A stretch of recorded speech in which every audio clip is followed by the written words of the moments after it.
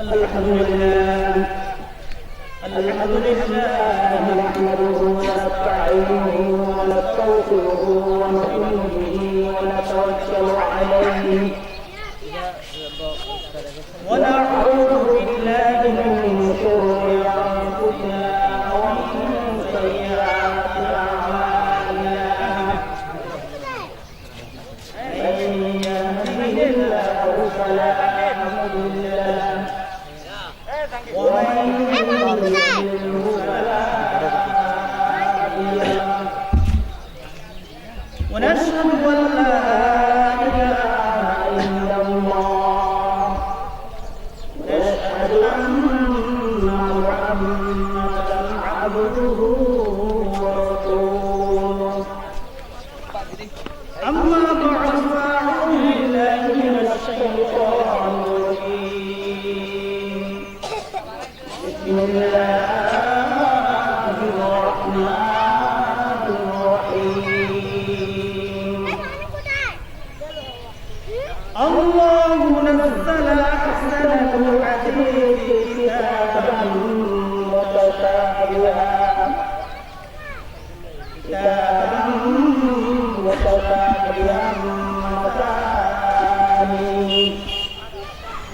مثاني تقشعر منه جلود الذين يخشون ربهم ثم تلين جلودهم وقلوبهم إلى ذكر الله ذلك هدى الله يهدي من يشاء ومن يضلل الله فما له من هاد وقال الله سبحانه وتعالى إن الله وملائكته يصلون على النبي يا أيها الذين آمنوا صلوا عليه وسلموا تسليما صلى الله على سيدنا محمد وعليه وأصحابه وسلم اللهم صل على سيدنا مولانا محمد وعلى آله سيدنا مولانا محمد أسمع الله ربي সুন্দর আরো সুন্দর দস্তানা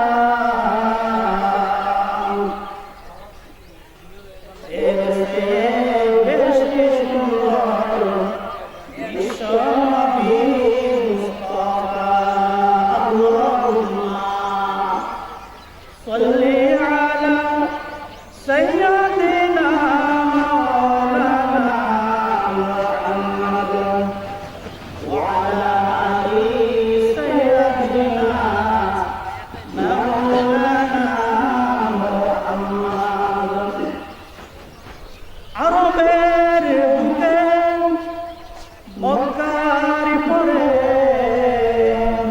আমিনা কোথায় গর খুদাই করুণা চৌকার হয়ে জলসে বারম্বার আল্লাহুম্মা সাল্লি আলা সাইয়্যিদিনা মাওলানা মুহাম্মদ وعلى آله سيدنا مولانا محمد الحمد لله সমস্ত প্রশংসা আল্লাহ পাকের জন্য যে আল্লাহ পাক আমাদেরকে মহান রব্বুল আলামিন কোরআন মাজিদের তাফসীরের মাধ্যমে আশা ভরসা করে দান করেছেন সেজন্য মহান রব্বুল আলামিনের দরবারে শুকরিয়া আদায় করি আলহামদুলিল্লাহ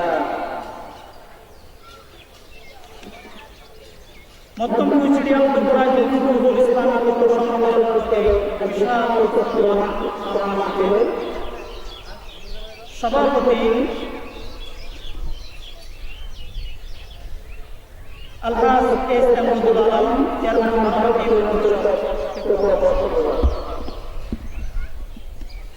হযরত মাওলানা আল মুহাম্মদ মুশাররফ সাহেব ইউসুফ ইসলাম অত্র মাহফিলের প্রধান বক্তা বিশিষ্ট ইসলামী চিন্তাবিদ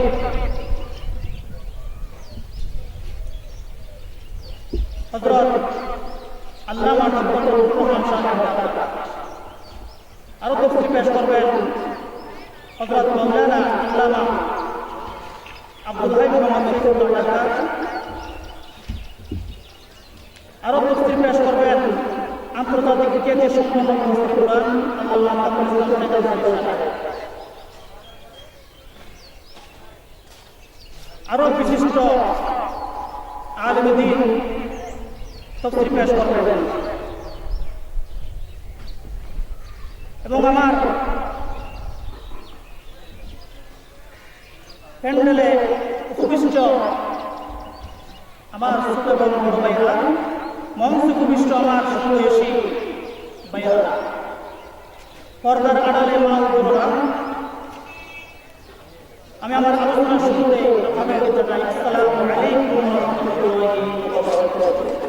আমি আজকে আপনাদের সামনে একটি কোরআন মাজিদ থেকে আয়াত তেলাওয়াত করছি। আল্লাহ পাক যদি তৌফিক দান করেন তাহলে অল্প আয়াত থেকে কিছু আলোচনা আপনাদেরকে শোনাবো।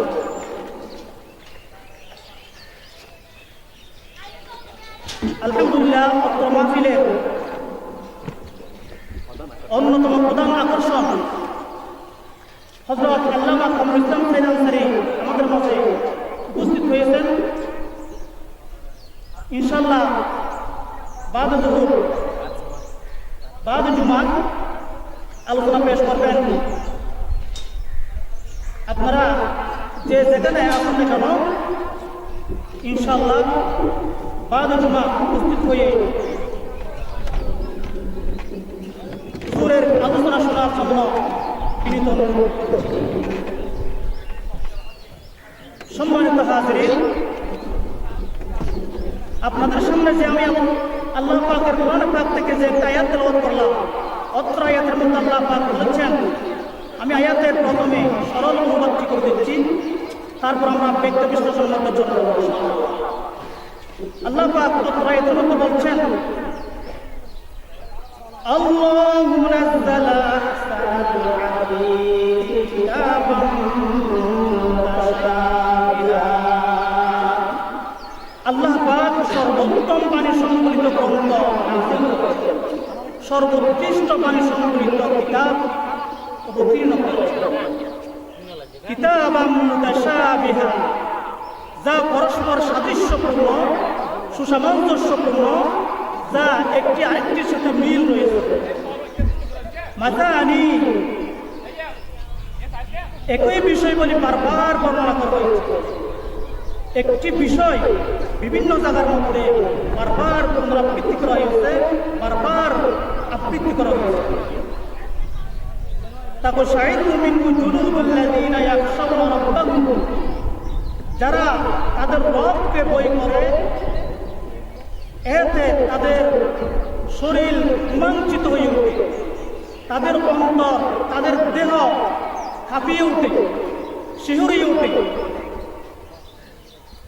ثم تلين جلودهم وقلوبهم إلى ذكر الله, অতঃপর তাদের দেহ মন বিগলিত হয়ে, তাদের অন্তর নরম হয়ে আল্লাহ পাকের স্মরণের দিকে ঝুঁকে পড়ে। ذلك هدى الله, আর এটাই হলো হেদায়েত। ইয়াহদি বিহি মান ইয়াশা, আল্লাহ পাক যাকে ইচ্ছা তাকে এর দ্বারা হেদায়েত দান করেন, পথ প্রদর্শন করেন। ওমান ইউদ্রিল্লাহ, আল্লাহ পাক যাকে বিভ্রান্ত করতে চান, যাকে পথভ্রষ্ট করেন, যাকে পথহারা করেন, ফামা লাহু মিন হাদ, তার জন্য কোনো পথ প্রদর্শক নেই, তার জন্য কোনো হেদায়েত নেই। আমরা অত্র আয়াতের সরল অনুবাদ করছি। আসুন এবার আমরা ব্যক্তি বিশ্লেষণ অত্র আয়াতের প্রতি লক্ষ্য রেখে আমরা বলতে পারি, অত্র আয়াতে বিষয়বস্তু হলো কোরআন মাজিদের মহত্ব নিয়ে, কোরআন মাজিদের পরিচয় নিয়ে, কোরআন মাজিদ কি জিনিস, কি জন্য আসলো, কেন আসলো, এই বিষয় নিয়ে আল্লাহ পাক আসুন আমরা জানি এই কোরআন কি জিনিস। কোরআন শব্দের অর্থ কি? কোরআন মাজিদ, কোরআন শব্দের অর্থ হলো, কোরআন মাজিদের অনেক অর্থ আছে, তার মধ্যে একটি অর্থ হলো কোরআন, ফুরকান, আশ-শিফা, আদ-যিকর ইত্যাদি অনেক কোরআন মাজিদের অর্থ। আমরা স্বাভাবিক যে কোরআন বলি, এই কোরআন শব্দের অর্থ হলো অধিক পঠিত গ্রন্থ, যাকে বেশি বেশি পড়া হয়, যাকে বারবার পড়া হয়, এমনভাবে পড়া হয় পৃথিবীতে আর কোনো গ্রন্থ এমনভাবে পড়া হয় না।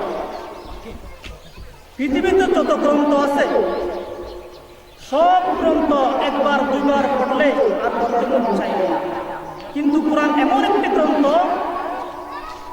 যাকে যতবার পড়ে ততবার পড়তে মন চায়। পৃথিবীর যত গ্রন্থ আছে, যত গান নাচ আছে, সব গ্রন্থ একবার দুইবার পড়লে ফিরত চলে আসে, কোরআন হয়ে যায়। কিন্তু কোরআন এমন একটি গ্রন্থ যাকে যতবার পড়ে ততবার যেন মনে হয় কোরআন এখনোই নাযিল হচ্ছে, যেন নতুন নতুন আবিষ্কার হচ্ছে, নতুন নতুন যেন এখনোই উপভোগ হচ্ছে, এমন মনে হয়। পৃথিবীতে যত গ্রন্থ আছে সব গ্রন্থ পড়লে শেষ হয়ে যায়, কিন্তু কোরআন এমন একটি গ্রন্থ যাকে পড়া শেষ করা যায় না। কোরআনের প্রত্যেকটি শব্দ যেন এক একটি গ্রন্থ, একের ভিতর যেন অনেক কিতাব লুকিয়ে আছে। এই জন্য আল্লাহ পাক বলেছেন,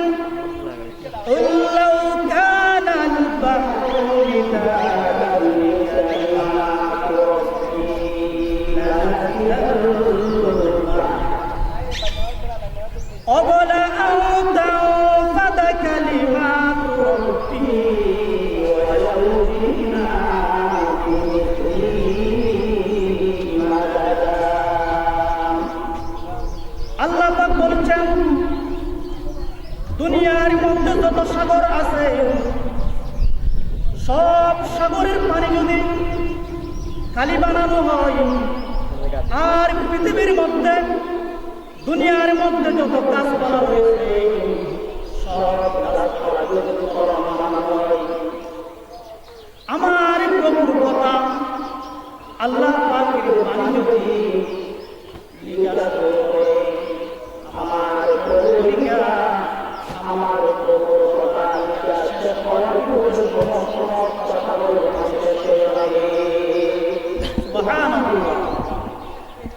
শুধু তাই নয়, এর মতো যদি আরো সাগর নিয়ে আসে, আরো সমুদ্র নিয়ে আসে, তাও শেষ হয়ে যাবে। আমার প্রভু কথা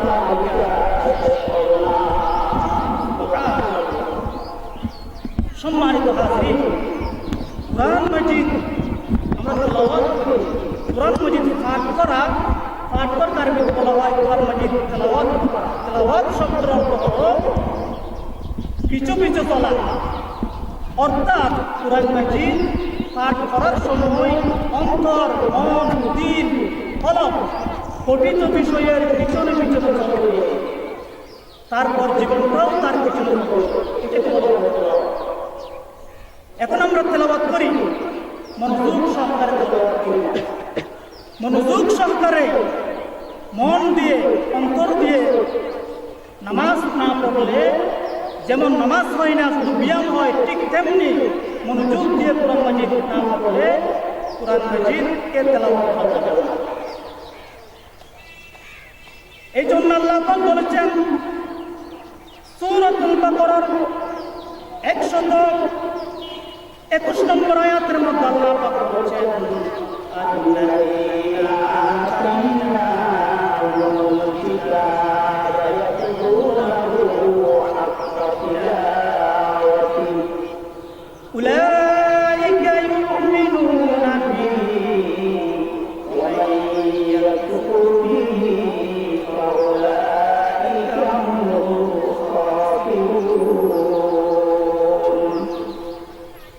যাদেরকে আমি কিতাব প্রদান করেছি তারা সেই কিতাবকে পরিপূর্ণ করে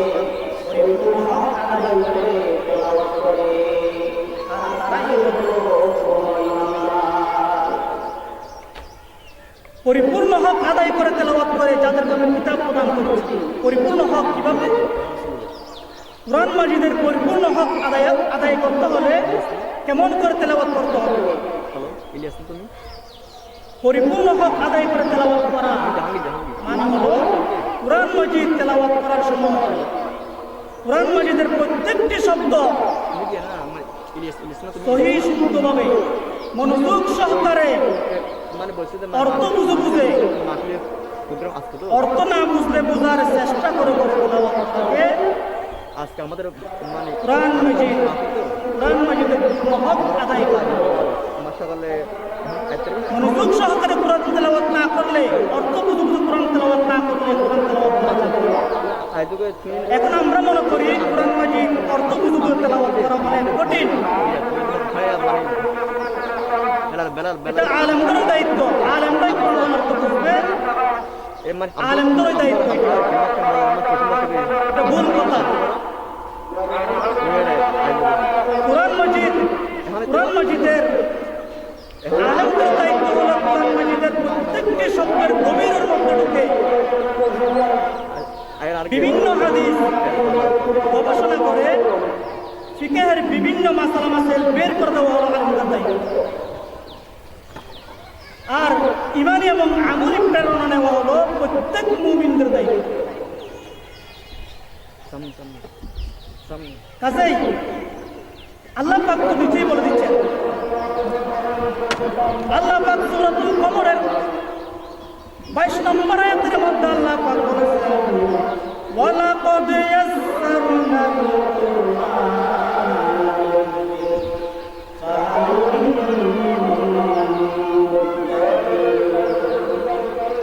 আমি এই কোরআনকে সহজ করে দিয়েছি গবেষণা করার জন্য, চিন্তা করার জন্য, উপদেশ গ্রহণ করার জন্য, নসিহত করার জন্য আমি কোরআনকে সহজ করে দিয়েছি।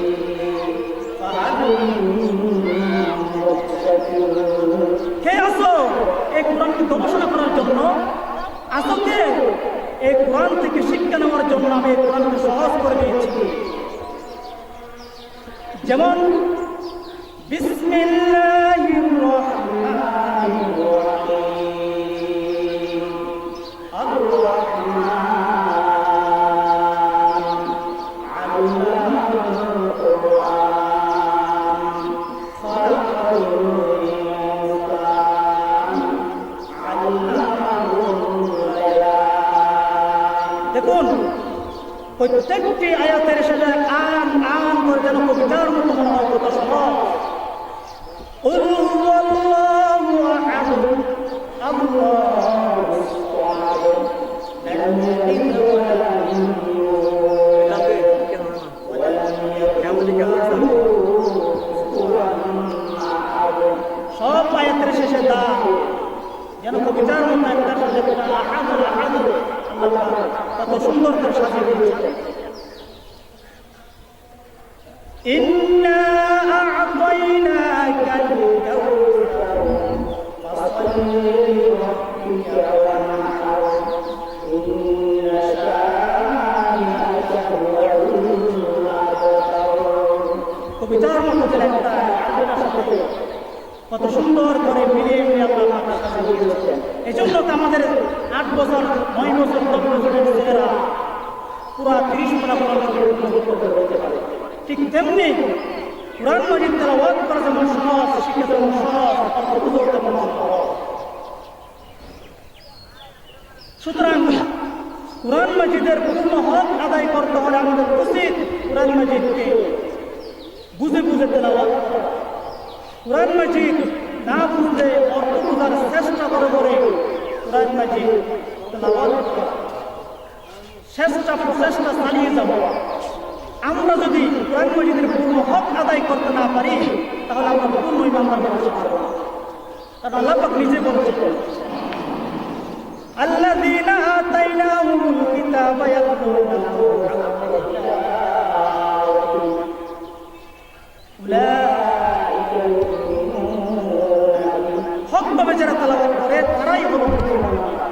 সুতরাং হক বাবা আদায় করে তেলাওয়াত না করলে তাকে পূর্ণ সম্মান করা যাবে না। আসুন সম্মানিত হাজিরিন, আমরা বুঝলাম কোরআন মাজিদ পাঠ করা, কোরআন মাজিদ তেলাওয়াত করা তাকে বলে। আসুন এই কোরআন মাজিদ কি জিনিস, কোরআন মাজিদের পরিচয় কি, কোরআন মাজিদ থেকে আসলো, কেন আসলো, কি জন্য আসলো, এই সম্পর্কে আমরা কোরআন মাজিদ কি জিনিস, আসছে কোথা থেকে, এই কথা আমরা সরাসরি কোরআন থেকে জিজ্ঞাসা করব। কোরআন আমাদেরকে সরাসরি জবাব দেবে। সম্মানিত ভাইয়ের আমার, কোরআন মাজিদকে যদি আমরা জিজ্ঞাসা করি, হে কোরআন তুমি কোথায় থেকে আসছো, তখন কোরআন জবাব দিবে আমি কোত্থেকে আসছি জানতে চাও। সূরাতুল তাহার 4 নম্বর আয়াতের মধ্যে লক্ষ্য করে চোখ রাখো, আল্লাহ পাক বলেছেন তানজিলাম মিম্মান খালাকাল আরদা ওয়াস সামাওয়াতি ওয়াল আরদ। আসমান যিনি সৃষ্টি করেছেন এবং জমিন যিনি সৃষ্টি করেছেন সেই মহান রব্বুল আলামিনের পক্ষ থেকে আমরা সমগ্র জগতের সৃষ্টিকর্তা আল্লাহ রাব্বুল আলামিনের পক্ষ থেকে আমরা যদি কোরআনকে জিজ্ঞাসা করা হয়, কোরআন পৃথিবীতে আসার পূর্বে তুমি কোথায় অবস্থান করছিলে, তখন কোরআন জবাব দেবে সূরাতুল বুরুজের 21 নম্বর 22 নম্বর আয়াতের মধ্যে আল্লাহ পাক বলেছেন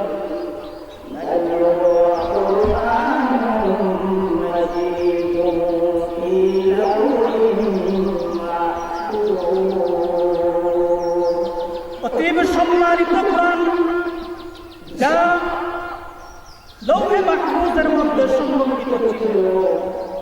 আমি পৃথিবীতে আসার পূর্বে লৌহে মাহফুজের মধ্যে সংরক্ষিত লৌহের মধ্যে আমি অবস্থান করছিলাম। বুঝলাম কোরআন তুমি লৌহে মাহফুজের মধ্যে ছিল দুনিয়াতে আসার পূর্বে,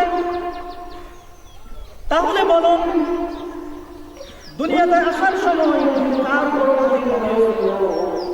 তখন কোরআন বলবে সূরাতুল মুহাম্মাদের 2 নম্বর আয়াতের মধ্যে আল্লাহ পাক বলেছেন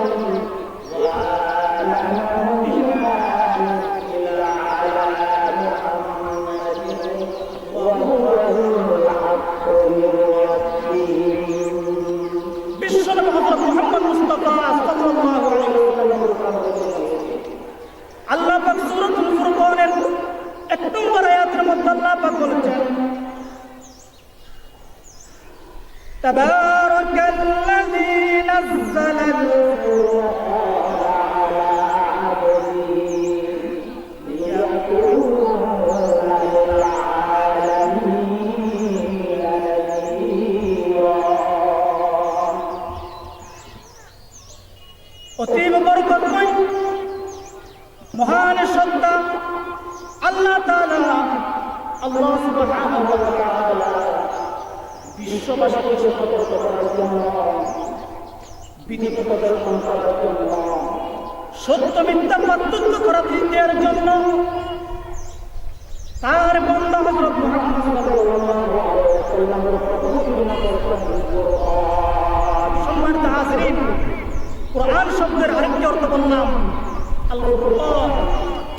আল ফুরকান শব্দের অর্থ হলো আল ফারকু বাইনাল হাক্কি ওয়াল বাতিল, সত্য এবং মিথ্যার মধ্যে পার্থক্য করে দেওয়া। কোরআন মাজিদের নাম হলো ফুরকান। এই ফুরকান নাযিল করেছেন হযরত মুহাম্মদ মুস্তাফা সাল্লাল্লাহু আলাইহি ওয়াসাল্লাম। সম্মানিত আমার ভাইয়েরা, যদি কোরআনকে জিজ্ঞাসা করা হয় কোরআন তুমি মুহাম্মদ সাল্লাল্লাহু আলাইহি ওয়াসাল্লামের উপর অবতীর্ণ হয়েছো,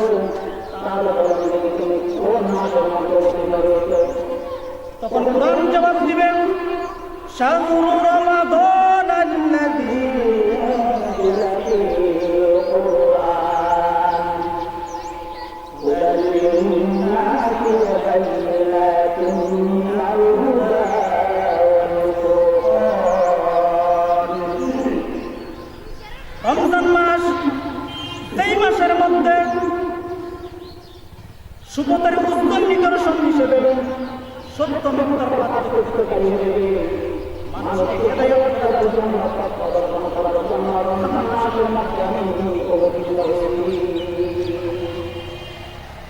যদি কোরআনকে জিজ্ঞাসা করা হয়, কোরআন তুমি রমজান মাসের মধ্যে অবতীর্ণ হয়েছ বুঝলাম, তবে কোন রাত্রিতে নাযিল হয়েছ? তখন কোরআন জবাব দিবে, তাহলে সূরাতুল কদরের 1 নম্বর আয়াত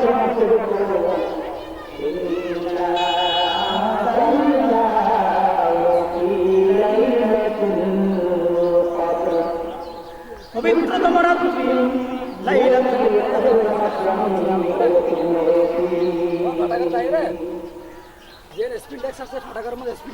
যদি কোরআনকে জিজ্ঞাসা করে, কোরআন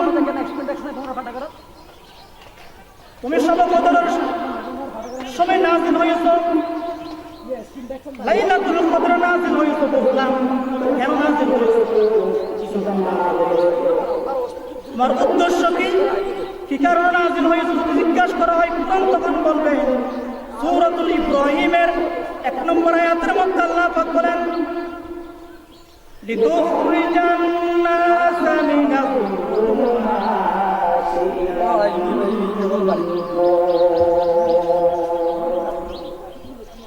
পুঞ্জীবিত অন্ধকার থেকে, কাঠ অন্ধকার থেকে মানুষকে বের করে আমি আলোর দিকে টেনে নিয়ে আসার জন্য অবতীর্ণ হয়েছি। ভাইয়ের আমার, মানুষ অত্যন্ত খুব অন্ধকারের মধ্যে, ভূত অন্ধকারের মধ্যে পুঞ্জীবিত রক্ত জমাট প্রচন্ড ভূত কাঠ অন্ধকারে জীবনযাপন করছিল। এমন অন্ধকারের মধ্যে জীবনযাপন করছিল যে সময়ের মধ্যে মিথ্যা, পাপাচার, হত্যা, লুণ্ঠন, মদপান, জুয়া, যৌন হারাচার, কথায় কথায় ঝগড়া বিবাদ, জুলুম, নির্যাতন, নিপীড়ন, অত্যাচার, অজ্ঞতার অন্ধকারে পুরা পৃথিবী নিমজ্জিত হয়ে গেছে। এই অন্ধকার রাতের অন্ধকার নয়, জুলুমের অন্ধকার, নিপীড়নের অন্ধকার, অত্যাচারের অন্ধকার। কেমন অন্ধকারের মধ্যে জীবন যাপন করেছিল মানুষ। কন্যা সন্তান জীবিত দাপন করে ফেলত মাটির ভিতরে। অজ্ঞতার উপর অজ্ঞতা, জাহেলের উপর জাহেল, জুলুমের উপর জুলুম, নির্যাতনের উপর নির্যাতন করছিল। কেমন নির্যাতন করছিল তার দৃষ্টান্ত তার দৃষ্টান্ত কোরআন শরীফের মধ্যে বর্ণনা করেছেন। তার উপমা, তার উদাহরণ কোরআন মাজিদের মধ্যে আল্লাহ পাক স্পষ্ট বর্ণনা করেছেন। সেই জুলুমের অন্ধকারকে আল্লাহ পাক রাতের অন্ধকার দিয়ে আল্লাহ পাক বুঝিয়ে দিয়েছেন। আল্লাহ পাক সূরা নূরের 40 নম্বর আয়াতের মধ্যে আল্লাহ পাক